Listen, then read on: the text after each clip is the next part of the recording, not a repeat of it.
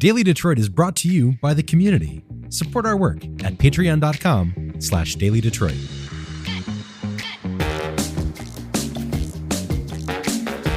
Hello, friends. Welcome to your Daily Detroit, sharing what to know and where to go in Southeast Michigan. I am Jer Stays, coming to you from our studio at Techtown. Joining me for a fun episode to talk about everything from sandwiches to culture to food and everything in between is a return guest, Carlos Parisi. Welcome back to Daily Detroit, Carlos. Good to see you. Thanks for having me. This is awesome. If people don't know, if you were to see Carlos right now, you are fully on brand. It's crazy. But yet, if I were to look at you going down the street, I wouldn't be like, oh, yeah, corporate sellout guy. I'd be like, oh, yeah, of course you want to support your local sandwich. You know, I really appreciate about you. You're always like hustling and moving, whether it's Aunt Nee's or the sandwich party or everything else. So I appreciate you, Carlos. It's the uniform, man. I tend to rock like a t-shirt of a local brand pretty often, almost always. If I have a hat, it's a hat from a local. There's only like one hat that I own that isn't. Or like a small business of some sort, you know, and altogether, like you'll probably catch me in these black cutoff shorts, which I have like 5 pairs, or black pants in the winter, and that's basically it. I feel like somebody should just get you a shipment of those shorts and just have like 50 of them. Maybe if you make it financially to a place of independent wealth, you could just have a fresh pair of black shorts every day. That would and then give away the incredible. I feel like go through them, man. I feel that way about socks. If I could have fresh socks every day, I would. These are the little luxuries. I agree. You know, like underwear too. Underwear, even though you tend to like get them right in the comfort zone eventually, a fresh pair of underwear feels real nice. This reminds me of the conversation that Larry King had with the guy from DuckTales. Oh, really? Yeah, the voiceover guy for DuckTales. DuckTales. Ooh. Danny Pudi. That's a fun name. Yeah, he's the voice of DuckTales. He was being interviewed by Larry King, and Larry King was pressing him. Maybe I'll play a clip. Was pressing him on, all right, what is your luxury? You know, and he's like, I really like good socks. Yeah. And Larry's like, not a plain or a fine wine or something. And Pooty goes, Larry, I'm on DuckTales. I guess in that same vein, so like obviously like I like a great bottle of wine. I love a good sandwich. Like all those things, those are, you know, pretty standard to who I am, and I'm sure anybody could pick that up. But one thing that a lot of people don't know about me is that I love to get my shoes shined. Man. Do you wear fancy shoes? No, I wear these boots. Same black boots every single day. And I just get new pairs of boots when I have to, but these are Red Wings, and I'm pretty sure that these are the ones that are going to last me a while. See, that's something as I've grown up that I have learned is important to invest in is footwear. Every time I've cheaped out, I have regretted it. Oh, yeah. Whatever it is. The Red Wings are really good. I'm a Cole Haan guy. Okay. You know, when I have to do the mix between being fancy and casual. Every time I've gone cheap, I have regretted it. My feet have regretted it. That is my biggest advice to people 20 years younger than me. Especially like for somebody like me, I'm constantly on my feet, whether it's like working at the market or running around or, you know, working in a kitchen or doing anything that I'm doing. I'm always on my feet. So for me, boots are very important because they're waterproof, they're weatherproof, they're everything proof. I can step on a nail on these and everything's fine, which is great. But also like these soles, like I've run through soles. I've had to get my last pair of boots resoled 4 times until the guy was just like, listen, you should probably just think about getting new boots. So now I looked at these Red Wings and I went in and I got the whole, like you have to walk across like some kind of robotic like platform. And it measures your foot, measures like your cadence and like how you step. And the guy was like, okay, you need these shoes. So I ended up getting those shoes, but they only had them in red, and I wear black boots. They had them in blood red. So I went to a guy out in, I forget which town, like Rochester Hills or something like that, and he dyed them for me black. And these have been my boots for the last like year and a half and haven't had to resole them once. And the sole still looks really good. That is, but that's not why I'm here. We're just here talking about shoes and stuff. And I'm actually here to talk about food. Well, I was going to say, let's start with the segment that we often do on Daily Detroit. You're a guest, but you listen. You know that we often talk about, especially with Devin O'Reilly, what are we drinking? So what are we drinking today? Oh my God. First of all, big shouts to Devin O'Reilly, man. I've known that guy since I was 5 years old. Did you know that? No. Yeah. Okay. What does the world need to know about elementary younger Devin O'Reilly? Oh, he was always just such a ham, just such a good kid. everybody in school loved Devin. I mean, the whole O'Reilly family, everybody loved that whole family because they're just nice kids. They're good people. That is awesome. So we have something that is in a can. Oh, yeah. We have Casamara Club Super Classico. So obviously Casamara Club, incredible Detroit-based beverage organization. They do a bunch of different styles, whether it's the Fora or the Sarah or the Como or any of the other ones, right? But the Super Classico is the one that's like very like almost smaller format cocktail style, and it's a great sipper. I love drinking these, and they're actually going to be one of our sponsors, or they are one of our sponsors for the Detroit Sandwich Party.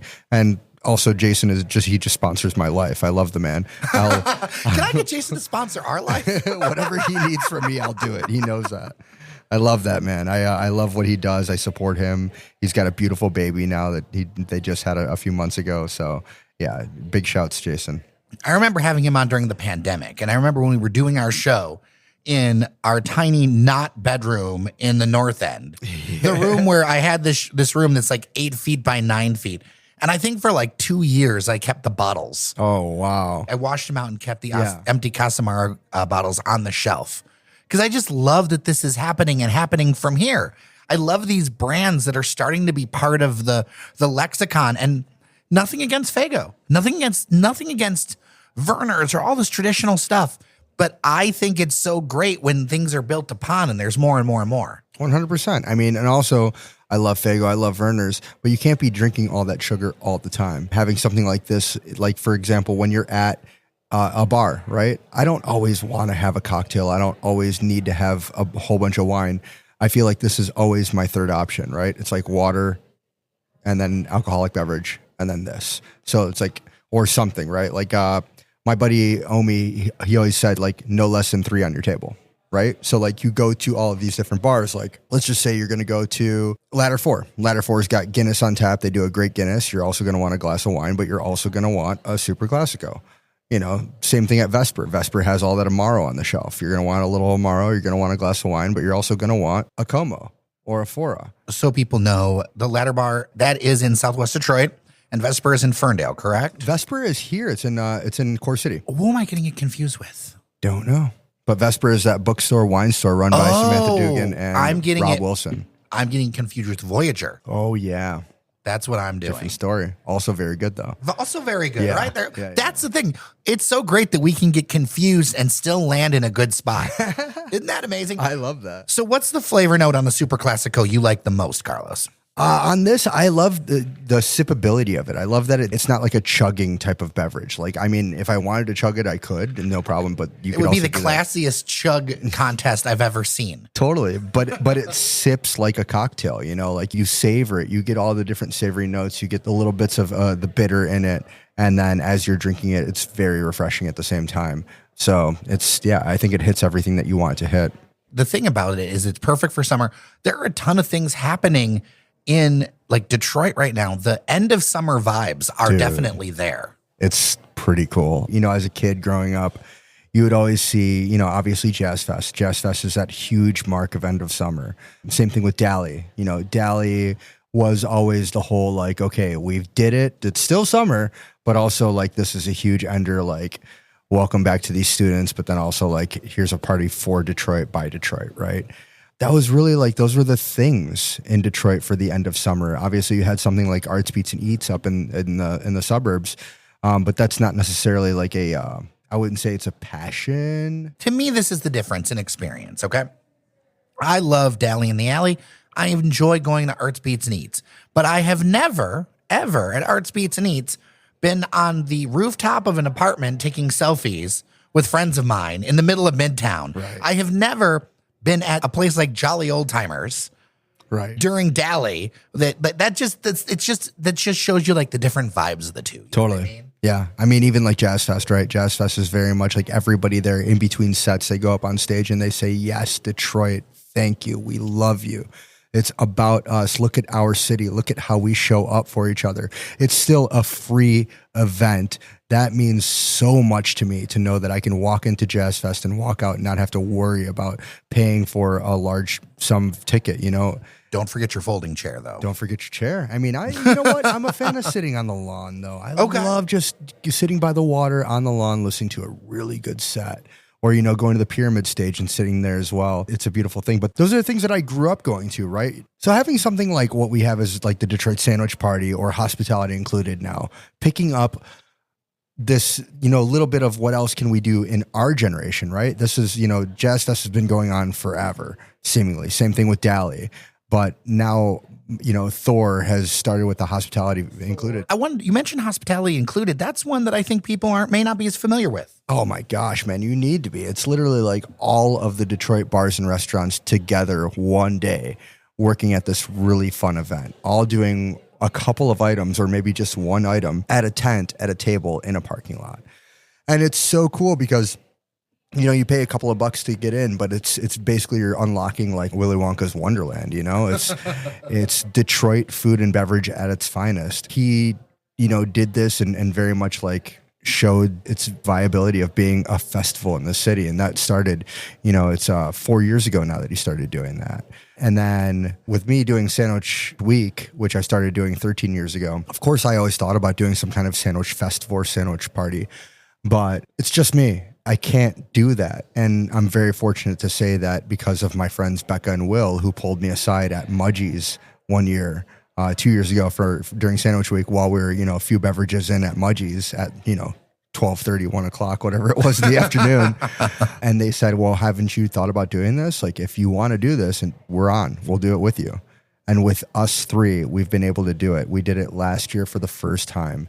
It was about 2,000 to 3,000 people that came into Shed 5 of Eastern Market from, just a few hours during the day, each getting small format sandwiches. And because the lines go fast, because we've asked everybody to do prep ahead of time instead of cooking on site, then this way people can eat 8 to 10 sandwiches. Wait, so you're literally coming onto my podcast and saying, yes, people, come and eat 8 to 10 sandwiches. Happily. All right. You know what? I'm not going to end the show here, but I could end the show here. People need to go to it. There's going to be people who went last year. What are we looking at that might be different this year? Well, we're going to get some of those favorites again. Anthony Lombardo is going to be coming back with that porchetta truck. You've got, Yellow Dog from Batch also going to be doing their thing. And New Delhi, a couple of the hits, the Ema hit, the Midnight Temple hit, all those guys again. Saffron Detroit doing it again.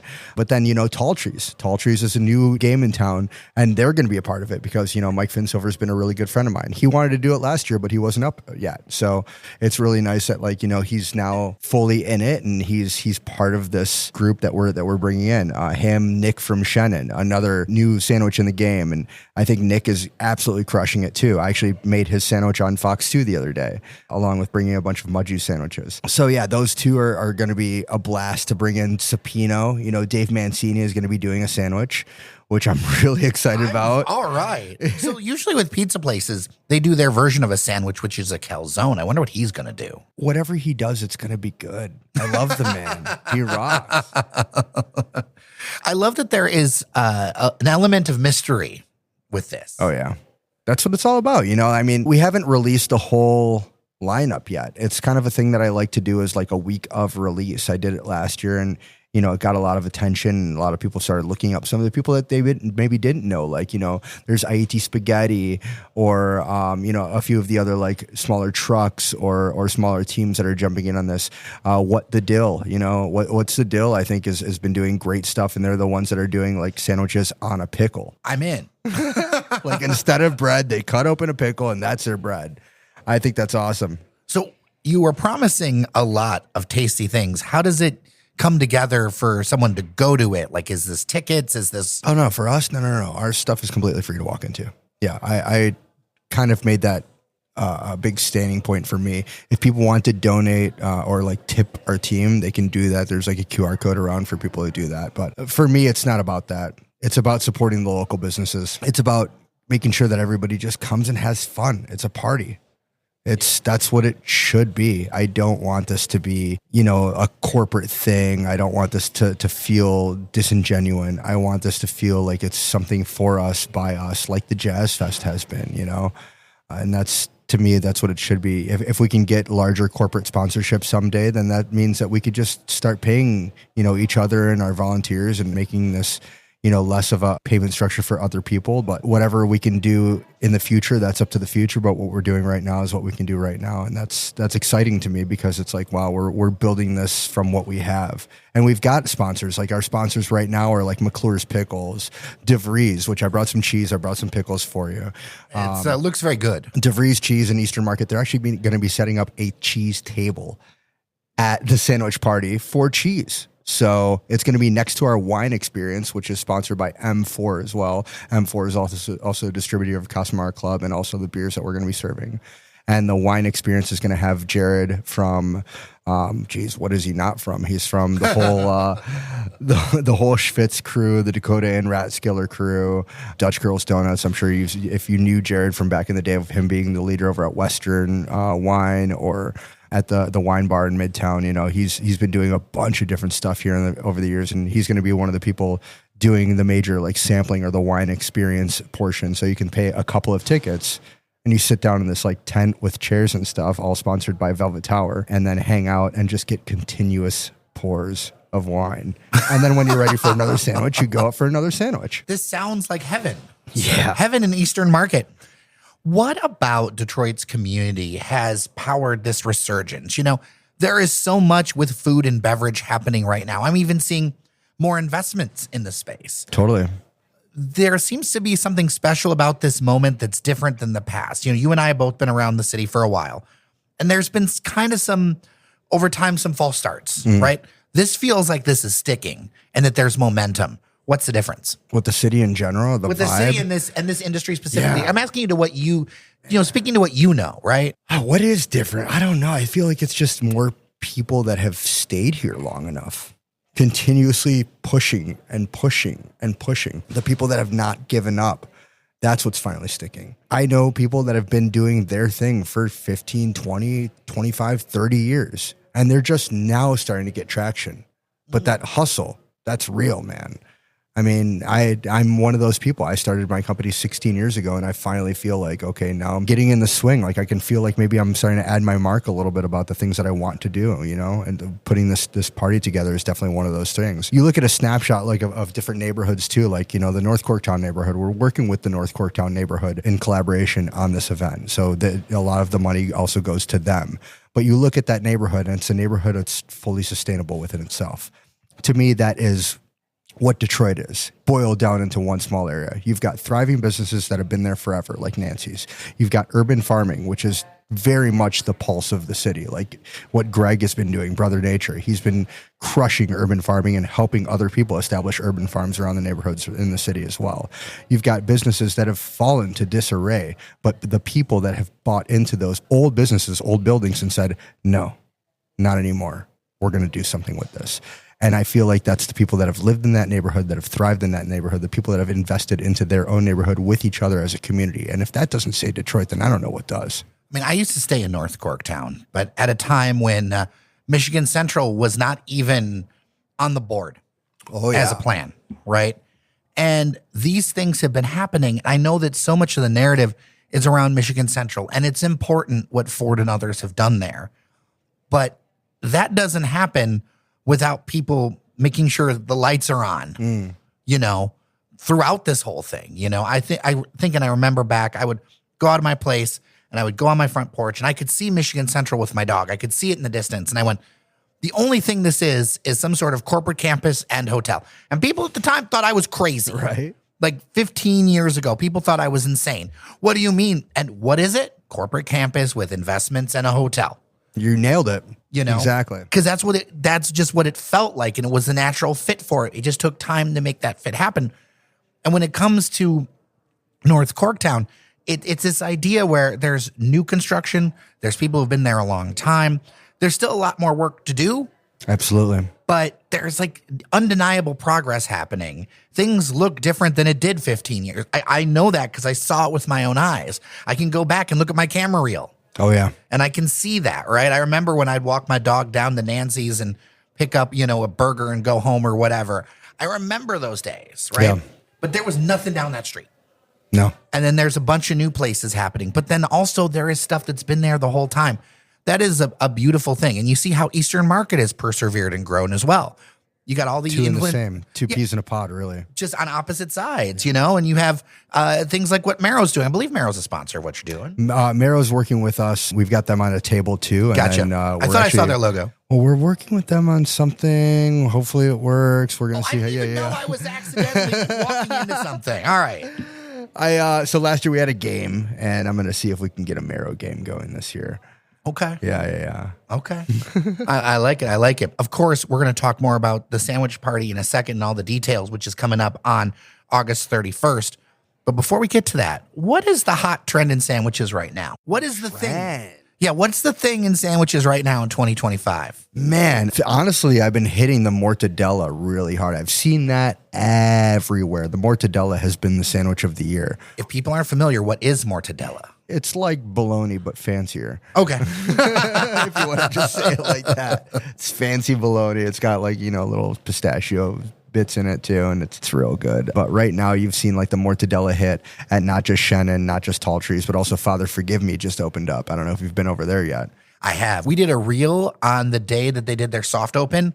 It went insane on Instagram. I'm sure. Insane, because people don't believe that can happen. Over there, there's also Warda, which is the patisserie. Love Warda. There's a bunch of other little things happening from that spot. And I tell you, like, there's just something special. I used to live in an apartment, walking distance to there. Yeah. But in the early 2000s, I would have killed to have that in my 20s. Right. Right there. I would have killed to have it. Well, I mean, also the people that fill it out, right? A lot of those people didn't exist in the city, or actually a lot of those people were kids back then or not even born, right? There's a whole nother generation in this city now that has now seen Detroit in a different light, differently than what we've seen throughout our lives. I mean, I'm a child of the 80s, raised throughout the 90s. And for me, my Detroit is very much, the spirit of what it always was, and always the people that made it what it was, the neighborhoods that survived amongst each other, for the most part, the very black forward shops. And I think that those shops, being either pushed out or relocated or shut down, that's a shame, because that was very much a part of who we were as a city. You look at a shop like the Broadway. My dad was the head of advertising for WJZZ Radio. So, oh my gosh. Okay, so you have the cool shirts. Yeah, I do. So as a kid, we would go from business to business that were his like clients or his partners. So we would go to like the Broadway or the Rainbow stores or any of the stores that like, the Mr. Allen, the OG Mr. Allen guys, and meet those guys and talk to those guys. And those were the people that truly like had their finger on the pulse. They knew what was going on in the city. They knew what the city was, and they were very much catering to what the city was. And they were the city. And seeing the difference between then and now, it's not like it's not a change. It's not a development. It's not anything that's better or worse. What we are is we're just adding another layer, right? It's another iteration to the city that is what it just continues to grow into. I was thinking, actually on my way here, I was driving through, once again, a new thing, that, the new bridge over here, and seeing what that was, and what it is now, and thinking to myself, if I left Detroit today and I came back in 15 years, would I feel like a stranger in my own town? And it really hit me hard, man. It makes me think like, wow, there's people who dedicated their lives to this city for decades, feeling like maybe they're strangers in their own town. What's wild to me, and I think something that we could be a lot more conscious of, when I say we, just the royal we, powers that be, whatever, we've got land, we've got room. If we can find a way, there's room for everybody. It doesn't have to be a push out. And I guess that's one of the things that frustrates me covering it. The difference between when, I worked for the Detroit Regional News Hub years ago, working as a concierge with international and national media, and seeing like that shift over the years. I always thought it would be more gradual. I always thought it would be like, okay, we're going to ratchet things up, whatever. This big flip from like low to high as far as income and everything else. I didn't think it would just like hit that fast. I was really hopeful it would be more of like, well, there's this cool thing here, but there's like a bunch of empty lots over here. How about we build on the empty lots and then help the thing here? And I hope that we can find a way to create more spaces to do things that allow people to have the opportunity to flourish. I don't know what that looks like, but I think that there's got to be a way to do it because we've got the room. It's silly to me. I live in a neighborhood. I'm over on the east side. half my block's not there, and it's a great block, but there's plenty of room for plenty of houses, plenty of things, plenty of retail. You could go down Mack Avenue. You could build new. All the way, you could build for blocks. Yeah. All that you could through put stuff Poletown, in. all That you through could these be more different neighborhoods. North Corktown's another one of those examples. Yeah. So much open land, vacant land that's been long forgotten. And at this point, you're either redeveloping it for urban farming or it's just left untouched. And yeah, we have that. We have those places that we can continue to build on, but we just can't forget what things were too. 100%. Well, we have the Detroit Sandwich Party. Give people the details. It is coming up August 31st. Dude, I'm so excited about this. So this being my second year doing this, I want to keep this going. And the fact that we had 25 different sandwich vendors last year, this year we're locked in for 35 sandwich vendors, all doing small format, like small portion sandwiches. So you can go to vendor and you can just start getting as many sandwiches as you want. So it's going to be from 11 to 5. August 31st, which is a Sunday of Labor Day weekend, meaning you have a whole nother day on that Monday to digest, to feel a little bit hungover, whatever you need to do on that Monday, we got you. But that Sunday, we're going to take good care of you. It's free to attend. The entire market will be open as well for a bunch of other vendors, coffees, whatever you want from the market in general will be available. But then in Shed 5, you walk in and it's a party.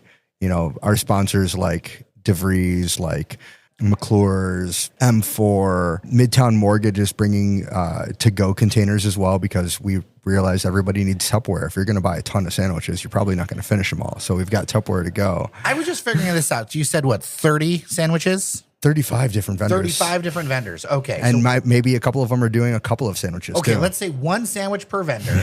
Okay. 6 hours is 360 minutes. That means one sandwich every 10 minutes. You could do that. I think so. Yeah. I feel like this is a challenge. I mean, if anybody can do it, I would love for somebody to say, listen, I ate at every single booth. We'll make it a challenge. If you can do that, I don't know, I'll give you a free t-shirt. You have to roll me out, but this feels like the kind of challenge that I'm in for. Yeah, that'd be sick. Yeah, please pull me aside, show me the proof that you ate at every single one, and we'll talk about it. That goes for literally anybody out there. If you ate at every single one of the vendors, yeah, I'm giving you a prize for sure. So that's 31st, 11 to 5. If people want to learn more, where do they go? Just check us out, Detroit Sandwich Party. You can search it any which way. We're on all the socials. My name is Carlos Parisi, so you can search me as well, and I'm sure something sandwich related will come up at some point. Look for the black shorts. But yeah, really, it's on Eastern Market's website. Basically, anything that you can search that's sandwich related right now will probably take you. If you do type in sandwich and Detroit, it'll probably take you to the Detroit Sandwich Party. Well, Carlos Parisi, I appreciate you so much. Thanks for stopping by. I appreciate you so much, Jer. Honestly, what you do here in the city, man, what you do for us, and the way that you talk about everything that everybody is doing, you're another one of those people. You're another one of the people adding your mark to the city, and I'm very thankful that you're here. You're very, very kind. And you know who else is kind? Our members on Patreon, patreon.com/dailydetroit. Local media requires local support to survive. Get swag, get access to our members-only Discord, and a whole lot more. Also, our secret podcast, Off the Record, Off the Rails. With that, I'm J.R. Stays. Thank you so much for listening. Remember that you are somebody, and we'll talk tomorrow.